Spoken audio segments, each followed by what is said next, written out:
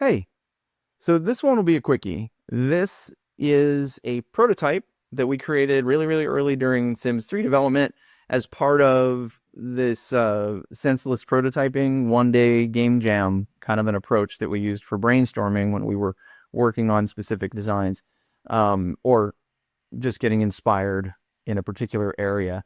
If you want to know more about that, you can check it out on my website, linked in the description, or you could look at one of my other videos about a prototype called Duckwood. That goes into more detail. But this was one of those prototypes. The theme for the session, the jam, when this one was created, was indirect control. In the context of The Sims, indirect control refers to your ability to manipulate the behavior of Sims without just selecting them and telling them what to do. So even things like where you put the sofa versus where you put the shower versus the bed, that is indirect control, or an example of indirect control, because that all affects the Sim. How nice the sofa is affects how the Sim behaves, and even how they interact with other objects and whatnot. So these prototypes could be more abstract and disconnected than that, but in general, that's the context within The Sims.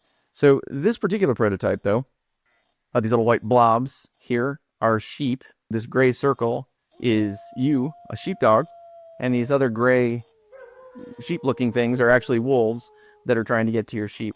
And your goal is to get these sheep fed by steering them to the grass, these tufts of grass, so that they'll eat them. This red circle in the middle here indicates the center of sheep, like basically the average position of the sheep. So you can move the sheep because they'll run away from you. They're not scared of you, so they don't sprint away. It's pretty soft, but they do. And you can steer the wolves away. But you have to have a plan. And if you decide that, okay, well, I want to steer this whole herd, which effectively means moving the center of sheep, because that's what the sheep will wander around, sort of a, I guess, herd mentality, if you will.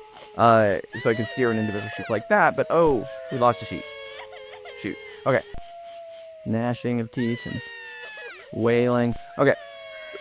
So you can see, and now I'm already starting to lose control of it. So I could say, okay, well, there's a lot of grass in one direction. I'm going to try to steer the whole sheep. This is not going my way.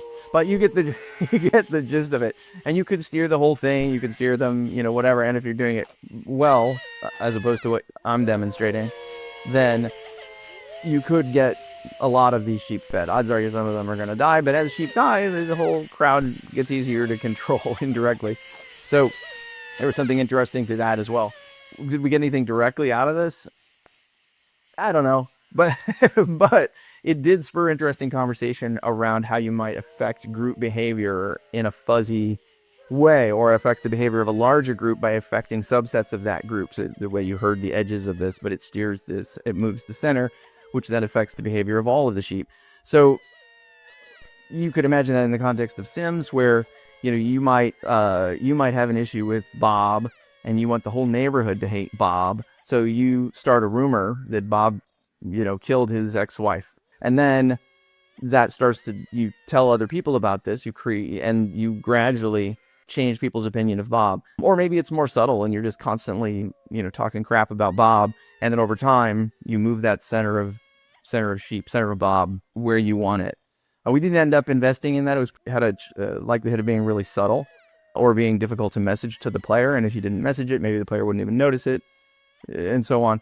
But it was a good discussion, and it was the sort of thing that we explored early in the development of Sims 3. See you soon.